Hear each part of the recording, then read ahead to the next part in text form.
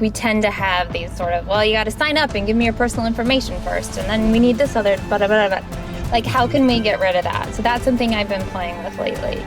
And so I'll sit here and be building these apps for... Welcome to the Infinite Creative Podcast. My name is Sean. My ombre over here is Fitz, and today we are with Lindsey Witmer Collins of WLCM Studio. Welcome. So, thank you, Lindsey. Welcome. Yeah. So do you mind, I guess, kind of talking first to kind of what you do? What is it that you do? I know that you're kind of a UX development mind, but I'm sure you can do a really good job just explaining yourself. So our agency is pronounced Welcome. So it's spelled WLCM, but it's pronounced Welcome. And it's a long story, but yeah. Anyway, yeah, so I own an app design and development agency, and where I really focus is on user experience design, user experience optimization, user experience testing. We build software, super high quality code, really like great processes, but we don't just want to build software, we want it to work. We want to get, knock it out of the park for our clients. So we are also really interested in, and I'm really interested in and challenged by that sort of next phase after you launch. How successful can you be? It's kind of like trying to get a hit song. It's not that easy to do, So. Mm-hmm.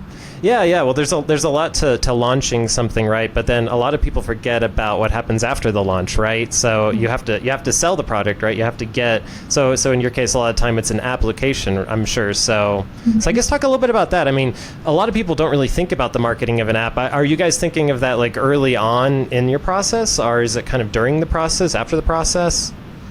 Well, at Welcome, we really focus on the product. So we focus on the product-led marketing, as in how does this product, based on the way that it's architected and presented, it results in high adoption, high usage, and inspires people to share. So what are the mechanisms within the app that make those things true?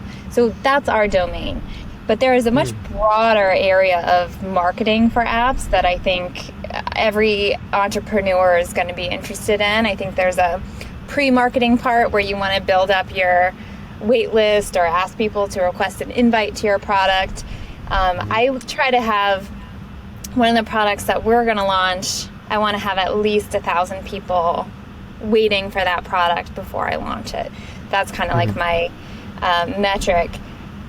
That's because it's a mobile app, and I know that I can probably rank in the App Store if I get between 2,000 and 5,000 downloads on day one. So I want to try to hit that number. So at least 1,000, I want to have 2,000. So that's where my metrics are. And then within that product, I want it to be super shareable, super easy to use, fun, all those sorts of things. So, yeah. So that is very interesting. So first off, I have like so many questions. So how many apps did you already designed, and how many products have you launched beforehand? Because it doesn't sound like it's your first attempt or run. Yeah, so I've been doing this for 13 years and have launched well over 100 products. I think we hit the 100 product launch like 3 years ago or 4 years ago. So we've launched a lot, and you can create a process by which you can make solid software, but I think that next challenge is like making software that's really gonna hit, Yeah. So that's where I'm really focused on for my clients. Well, that's really interesting. So I mean, so okay, you've done 100 products. So if I was kind of a younger person, and I'm hearing that, I'm like, wow, I haven't made one product. I mean, can you talk about what got the first product? Like, whatever even started your first product? After college, I'm an environmental engineer by trade, so this isn't my field. I was living in South Africa. I came back to the US and everybody had BlackBerries. So this was like entering a whole new world. I just stepped into the future all of a sudden. And I thought that it was super exciting. The app sphere opened up a whole new, it's just an incredible medium, right? Because we have websites, that's content exchange. but then apps are tools that people carry around with them. So the potential, and also the fact that you can create an app and you can ship it globally right away, and then you can change it while it's in someone's hands, that's magical. Like no other medium can do that. So that was really exciting to me. And I had an app idea. I mean, everybody did, right? And everybody probably does. But like, those were early days, and I was like, oh, I got this great app idea. I raised a bunch of money. I got a grant, and I hired an agency to build it. Long story short, it was like a giant waste. I lost a lot of money because people didn't deliver. I ended up teaching myself UX design because that was the most interesting part of it for me, and just essentially the architecture of a product, the information architecture, the user journey. I apprenticed with an expert in that field from MIT because I was in Cambridge at the time. So he really put me through my paces and was, merciless with me, and that helped me quite a bit.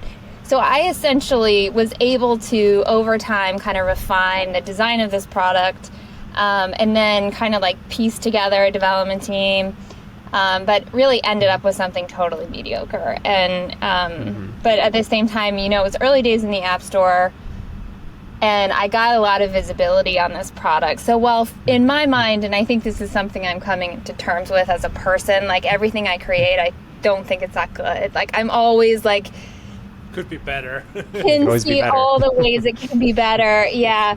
But it was actually pretty successful in the sense that it got a lot of press and visibility. People were writing about it, and people were writing to me because they wanted to make their own app. Like, how do I do it? I have an app idea. And, it's like watching somebody who's a totally good person who you like and are fond of just walking into a pond that's full of alligators. And like, I know where those alligators are. Like, this field is similar to maybe like car repair shops where it's like you don't understand what they're doing or, how to value the work. And so there's an opacity that, increases the likelihood that you could be taken for a ride. And I think this field in its early cowboy days, there was a lot of that. And I think there probably still is, like, some low quality shops out there. But anyway, so I started helping other people and everything else happened. Yeah. That's really cool. So I do want to focus a little bit on so you got an apprenticeship, and I think that's a cool moment. So that's something like when I was a young designer going to art school and I was graduating, I had a hard time finding a good mentor. I had a few that I went through, but it just felt like it was either combative or they didn't really give me what I want. And I've seen some other people that have been able to find that apprenticeship or find that mentor, and that kind of carried them forward into a whole other dimension. It sounds like that's kind of what happened to you. How did you find an apprentice, I guess? Was it just by chance or being the right place, right time, or? I don't actually even remember how I found Johan, but I don't remember. But I did actively ask him to look at what I was doing, and I asked him to do that over and over, but I didn't ask for much more from him other than that. So he just would show up and just tell me everything that was wrong with what I was doing, which was fairly easy for him, right? It wasn't a big ask. He's just like, yeah, well, no, I wouldn't do that, and this isn't obvious enough, and whatever, So he was great in that respect. I just don't remember how I met him. Luck. Too long ago. It's okay. There's been a lot that's happened since then. Yeah. I have a question though. The market then was probably really easy and not as competitive. But how's the market now? Give us the rundown. What is the environment right now? It's so competitive. If you have an idea, for sure, somebody else also has that idea. So it does kind of feel like a winner-takes-all marketplace. That being said, there's a lot of space. There's so many users. There's many different audiences. I think that it's really valuable. That shouldn't dissuade you from creating the product the way you want it to be. I think you should do that. I think also you really have to ace it. You've got to put the effort in to make sure that you're executing in the best way possible. Ideas are a dime a dozen, but 5 people can have the same idea. The way that they execute it is going to be so different. The whole experience is going to be totally different person to person to person. And one of those, 2 of those, maybe 3 are going to really sail. So you want to try to get the right people on your team to make sure you do it well. So I'm interested too. So what was kind of your first hires on your team, I guess? I think that's another interesting thing. Like I'm kind of going through now with my firm where we've now grown to a place where I kind of need like a lead developer, right? That's only handling development. I need someone to kind of handle the sales part. I guess for you, what was those first pieces you really found you needed? It was, well, with that app or with the agency? I guess just with the agency as a whole, I guess. Yeah, so I built the agency accidentally, I would say, like, because it really wasn't my intention to do it. Like, I had this other startup I wanted to make. Like, I was like, software is like pain in the ass, but I was helping these other people out with their projects. And so I had one developer who I was working with, then I had 2, but really like a good technical team. You should have a front-end developer, probably also a back-end developer. You can have one person who's full stack, but what's likely is you'll have a mobile interface and a desktop interface and a back-end. So those would be like, could be 3 separate specialists. And then it just, but early days, it was just 1 developer. Then it was 2 developers. What's crazy is it was years before I really had a solid QA team and project management team. I was doing QA and project management on my own, which is insane. So, like, you couldn't possibly do that at high quality, really. Like, how many signups can you handle with, like, Q&A and all that other stuff? Like, as one person, I'm just like, I can't imagine.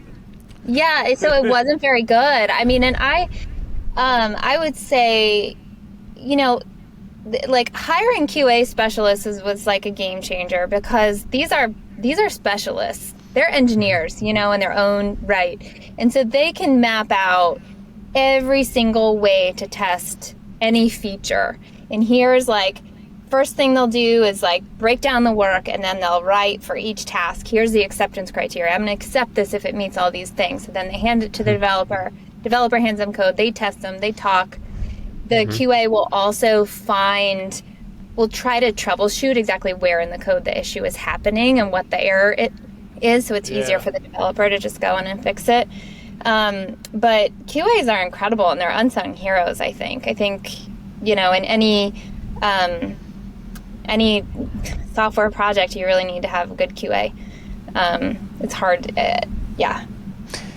Well, it's a difficult one, because it's interesting. Because when you think about that, when you're starting your company, it is an interesting, because you want all these kind of more C-level positions, right? So I could see how QA just gets kind of pushed farther and farther down. But you're right. There's a point where you're just missing things, right? And hopefully you didn't run into that. But I feel like that's the point that even I, as a web designer, I've found that I've needed, at least if I don't have like a QA person, but having some QA kind of workflow of like, hey, I'm going to send this to someone I know to really look at, and I know they're going to give me honest opinions, kind of like how you were in the beginning of your career, having someone kind of looking at you and giving that feedback. But yeah, it's incredible when you're out there by yourself without that. It's a scary world. Yeah, I mean, you just do the best you can with what you have. You can't always have the ideal setup all the time. So that's just, you survive. So how big's your team now, I guess, would you say? We are 22 people full time, and then there's like 2 or 3 people part time. Wow, that's awesome. Yeah. And I guess during, I always like to ask, during the pandemic, I guess, what happened to you guys during that whole period? I know our agency had a very big upsetting force right when that started. Creatives were kind of like, oh, this is kind of rough. I'm still, I survived COVID. There was that month of April, there were 2 big clients who just said, oh, we're not going to pay our bills. And there was like, oh, we're not going to pay our bills like for last month or this month. And so that's a pretty difficult thing to survive. But I knew that I didn't want to pass on that burden to my employees. So that's just a personal hit. Okay. I can survive this. I can put money in, whatever. One of those clients still owes me money. Like, they're, I'm just like, okay, well, maybe you'll pay me. I'll pay you back later, whatever, You live and learn. I've made every mistake in the book. Like, we can talk about mistakes. We love to. So we can avoid them. I've got a whole library for you. Yeah. What are the beginner mistakes? Like, if you have somebody who's in your position who wants to launch a couple products and is like, what are the common ones? I think the biggest thing that I would advise someone who's creating a product might be a little bit different. But in that case, one of the things there are a lot of just common pitfalls that one falls into as a founder or like the inventor of the product. I think that you can get too close to the product. That's true of anything, right? And you really do need to invite other voices. You might think that you are your user, and you might be your user, but you're not all of your users. And so you really need to have conversations and be showing your product to other people, not only so you can find areas where you haven't done all that well, but something that I've found is like, I'll have built something. So we always build our own products at Welcome because this allows us to not lose sight of the stakes and perspectives of a founder. So I'll say, like, in this present moment, with one of the products that we're creating, I launched a little sprint feature, and this is on a beta build, and I had some people look at it, and I wanted to apologize for like 8 things before they even saw it. Like if somebody, like, listen, I know this is wrong, and we should probably format this differently and put this in this order, blah, blah, blah. But I had to hold my tongue. That's a tough one. Just let them look at it, and they just liked it and didn't even bring up any of the things that I thought were really fatal issues. So it can really go both ways. I think it can stop you from spinning and overbuilding. I think, also I will find founders kind of pre-launch spending time, energy, budget on things that are going to impact very few users, and only a super user, right? So like you need to get users first. You need to get super users first before you start building for those, because so those kind of decisions on what to create pre-release versus not can be really tough. That's interesting. So with you kind of moving, you being the founder, right? You being the client on some of these projects, I guess what was the biggest lesson you took away from that? What was like the biggest thing where you had to slap your own hand and be like, no, don't do that? Like, with TYA, I think something that I know and like a kind of a trend over the past year is what I've been trying to do is eliminate onboarding, to allow people to just enter the experience and see if they like it. Like we tend to have these sort of, well, you got to sign up and give me your personal information first, and then we need this other, blah, blah, blah, blah. Like, how can we get rid of that? So that's something I've been playing with lately. And so I'll sit here and be building these apps for my clients where we just don't require account creation at all, and we do blah, blah, blah. Then for my own product, I'm looking at it, and it's just like, come on. I require a user to set up. This app we're making is called That Thing I Told You About. And it's like you create these lists. And the first list that you create is your starter kit. So this is Sean's starter kit. Sean and 6 things, right? And then you can share that and whatever. So I have people required to make one of those before they can enter the app. It takes I timed somebody doing it, and it took her, I think, 6 minutes. Like, that's too long for an onboarding, right? So I find myself I think it's interesting when I find myself making these mistakes that I would advise myself against in a different way. But yeah.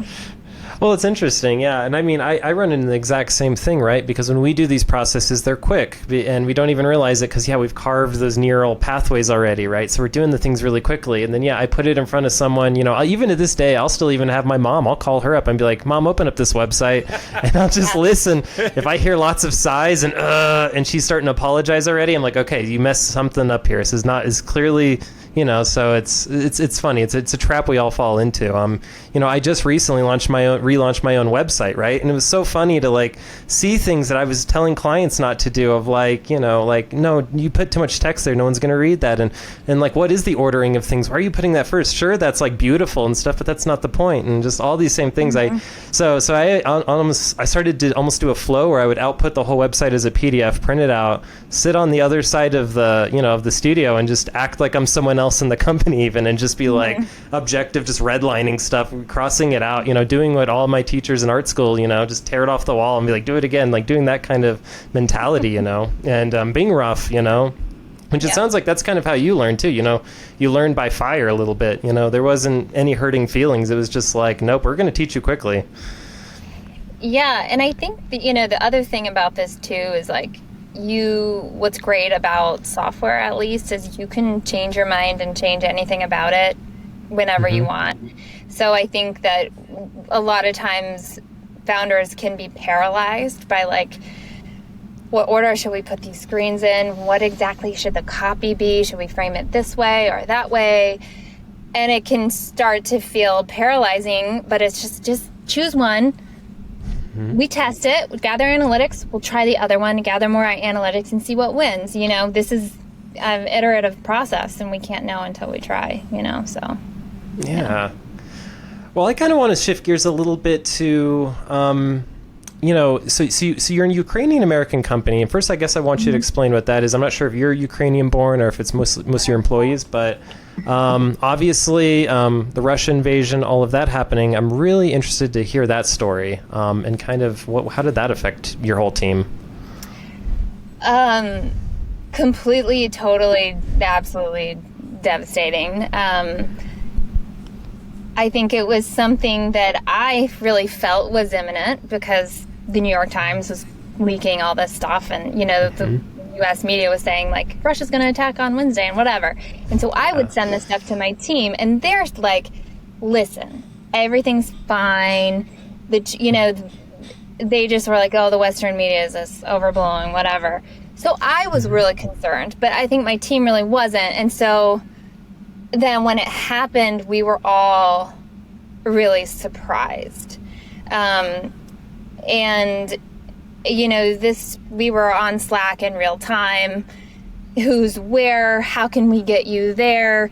It was pretty devastating. I think we just worked on, trying to help people coordinate getting out of Kharkiv and over to the western part of the country, and whose friend's house they could stay at, whose apartment they could stay at. A lot of there was one of our team members had a new baby and was in a basement in Kharkiv. And so trying to figure out how to get her out in a way that would be safe. And there's only so much I can do, right? But there's hey, the whole team was coordinating and, where she could go and where would be safe and, which roads were clear and which ones weren't. And then I just raised money online because I didn't know what else to do. And so we were able to raise a lot of money, $60,000 in 6 or 7 days, in part because Mandy Patinkin is my best friend from college's father-in-law. And so he shared it with his network. So we got a ton of support, and then Welcome threw in 40 grand. So we had 100 grand, and that was used just for direct support for families. So cool. So if you needed to fly to somewhere, Australia, pay for your ticket. If you need, people had just nothing. So you can imagine just leaving your house today and you need to get a new apartment. You have to pay a deposit. You have to buy a fridge, a bed. So we just gave chunks of money to people to enable that process so that was not one additional stressor. Well, that's amazing. I mean, that's really cool. I mean, that's a powerful thing. I feel like today, in today's world, right, where you all the headlines you hear about companies just cutting jobs, especially in the tech world, and there's just there's no empathy. I love that. I love that kind of story where there definitely is these kind of empathetic stories, right? That you don't just say that you're all humans at the company when the going's good. You say it when the going's bad, when they need help. I mean, yeah, that's incredible. I mean, so during all of that, you're obviously just managing the health of your employees, but I guess on the mental side of it as well, are you still trying to keep them linked into projects at that time just to keep their brain active? Or are you kind of more saying, hey, just step away if you need? I mean, how are you kind of handling that part? That would be an interesting part, I feel like. Yeah. Well, I instituted 7 days of PTO immediately, so nobody was allowed to work for 7 days. What I learned was that people actually really wanted to work to have some sense of normalcy, because if they weren't, they were just spinning, watching the news. So we did get back to work, but it wasn't business as usual in the sense that I got rid of a couple of clients who were just stressful to work with, and had a very me kind of attitude about it that was like, okay, so this isn't the energy I really want. So it was a little bit of a purge in that sense. I mean, it wasn't that many clients, but it was just sort of like, we don't need this. And then we kind of, so then we just diverted. So for developers who had time now, because we got rid of that project, we just started building the projects that we wanted to build for the fun of it. And that's how we launched Joy Labs, and that's why we started building for toddlers, because we had a bunch of toddlers. Oh, okay, cool. So, okay, well, that's awesome. So I was actually going to ask that too, of where did Joy Labs come from, I guess? And so it's kind of just to shift the focus towards, I guess, toddlers and kind of younger demographic.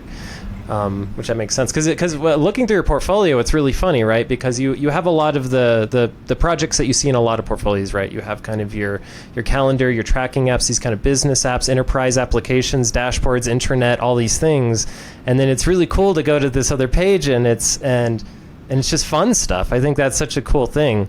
That's like our heart and soul, if you want. Who we are on the inside is that app. That is so much a result of the post-Russian invasion reality that we were living in, where you just have to turn your face to the light or you will not survive, and we had all these babies. We had a bunch of babies in 2021, so we had a bunch of toddlers running around, including my daughter. So we started making apps that would make them laugh out loud. That was our KPI, was whether or not they laughed out loud. Smiling was also great, but we were really trying to get them to laugh out loud. So we did a lot of user testing for that. The user experience is super simple because it's for pre-literate children. And I'm super proud of this app because my kids actively use it and love it. This is the only way I can get my daughter to sit down and let me put a ponytail in her hair, is if she can play Who Farted. So, it's actually really hard to build a product that people actually use all the time. So, super proud of it. There's a bunch of movie stars who were, and comedians who were in it. Yeah. Oh, that's so cool. So how did you launch this app? After the idea is set in stone, that is how did you launch this app? Basically. Well, we launched it on the 1-year anniversary of the invasion, as a sort of protest, I guess, and to try to make as much kids laugh on that day as we could. And all the profits from that app are headed to charities that benefit kids, including kids in Ukraine at the Children's Hospital in Kyiv. It's just so close to our hearts.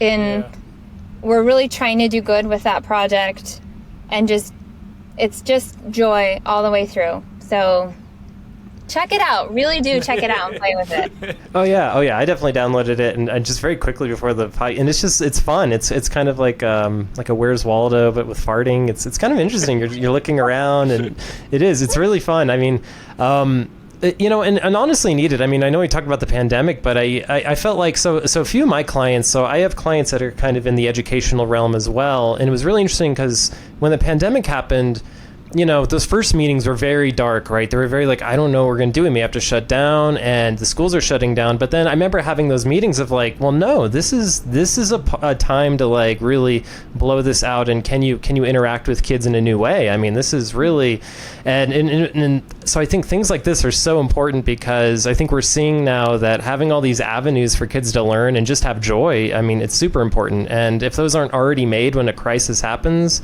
it's really hard to spin those up in the midst of a crisis. So I think things like this are great to just have, right? They're just around, all these things creating joy for kids.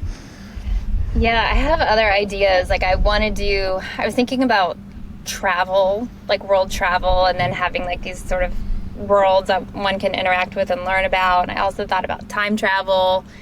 And now I'm just interested in maybe working with some kids to like have them draw characters and make stories and then animate them for them and put them in an app and maybe teach them about how we coded that, to like sort of bring their projects to life, if you will. That's cool. That's almost like a Web 3.0 version kind of that, right? Like the kids are creating the story. They're creating everything somehow. Yeah. I really love that. Making stuff is the best, isn't it?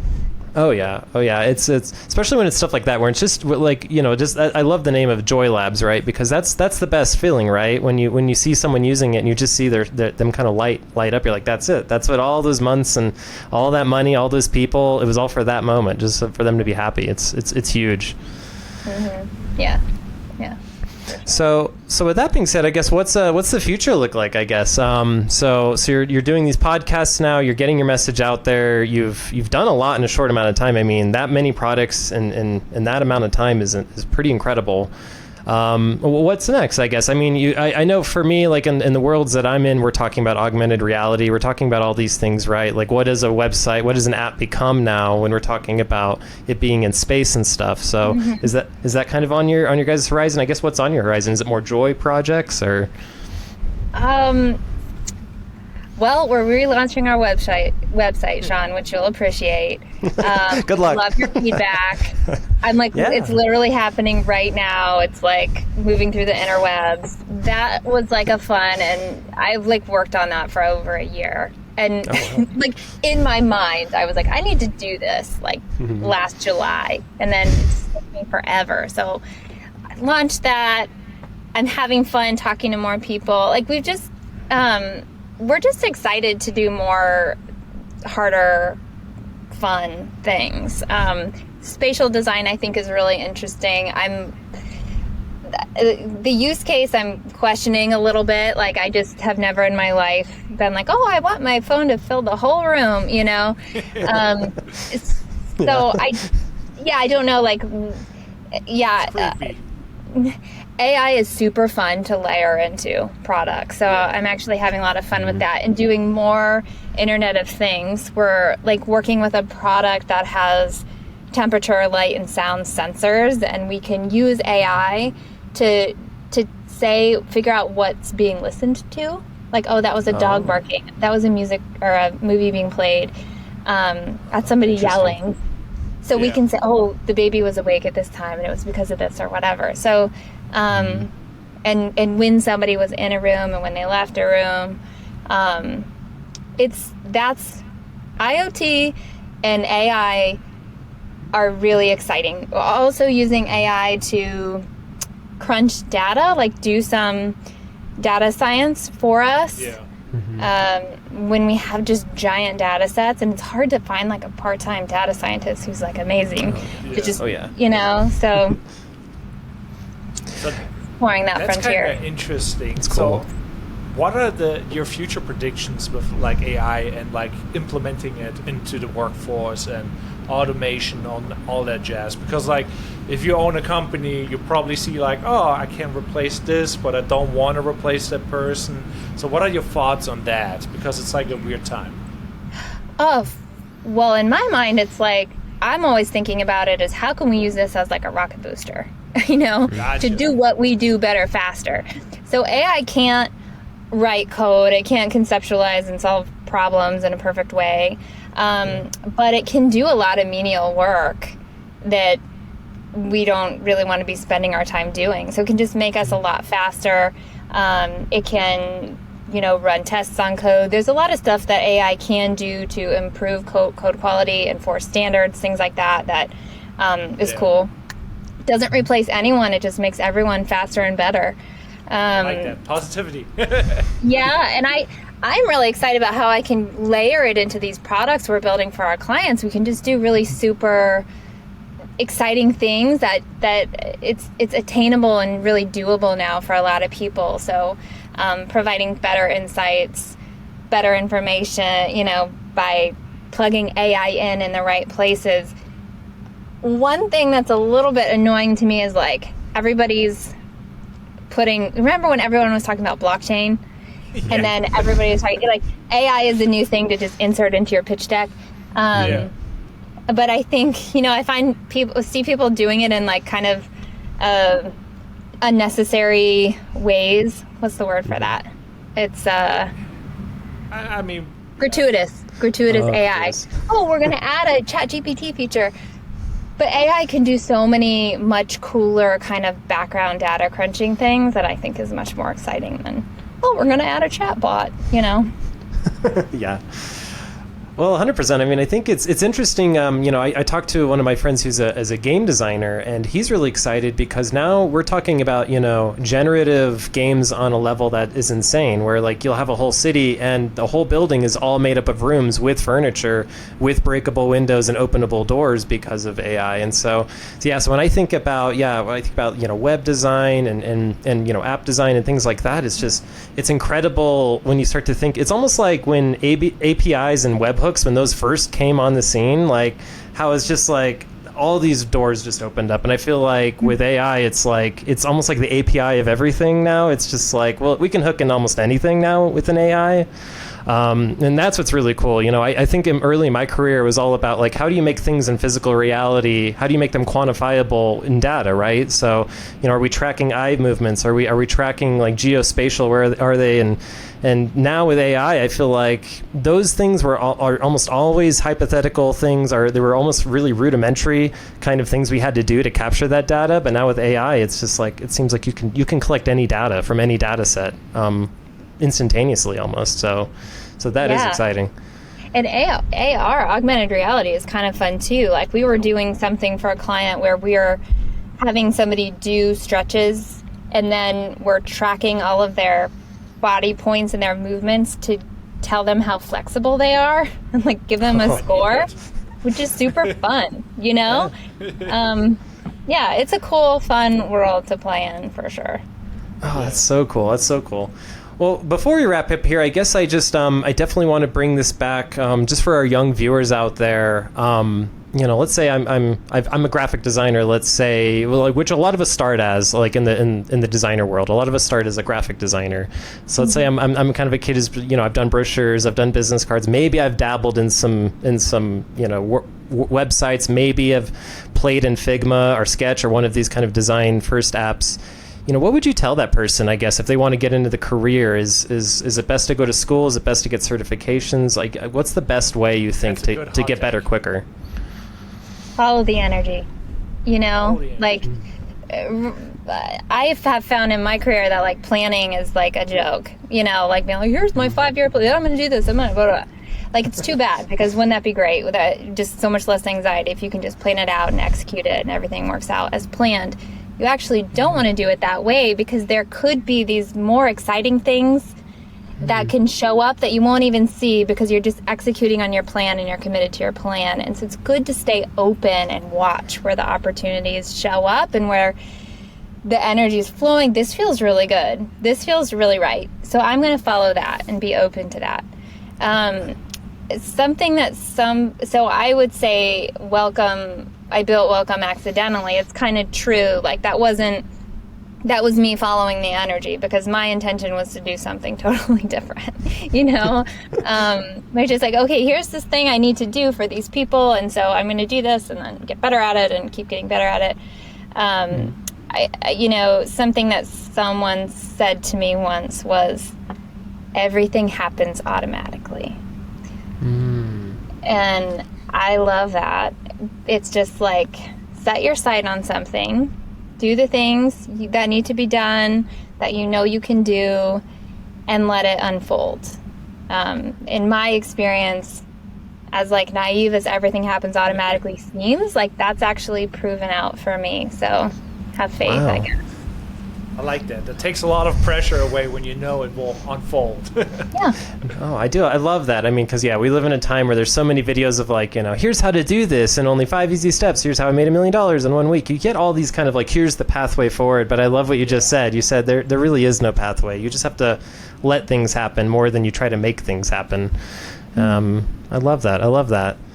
Well, thank you so much, Lindsey. It's been such a great talk with you. I think it's so cool to just get a grasp of kind of what, you've been doing this for so many years, and to see that you're still reinventing, you're still thinking of kind of new things you can be doing, new approaches, new ways to think of stuff, even in the midst of chaos. So thank you for coming on and sharing. This has been awesome. It's such a blast. Stay in touch, you guys. Oh yeah, Yeah. Definitely. Quick All right. question. Where can they follow you? Like Instagram? LinkedIn. Whatever. LinkedIn? I'm on LinkedIn. I'm trying to post there. So follow me. Like, I'm really trying.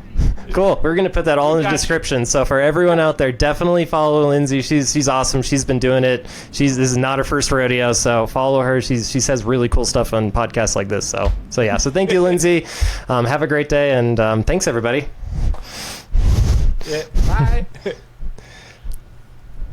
Oh, cool. She just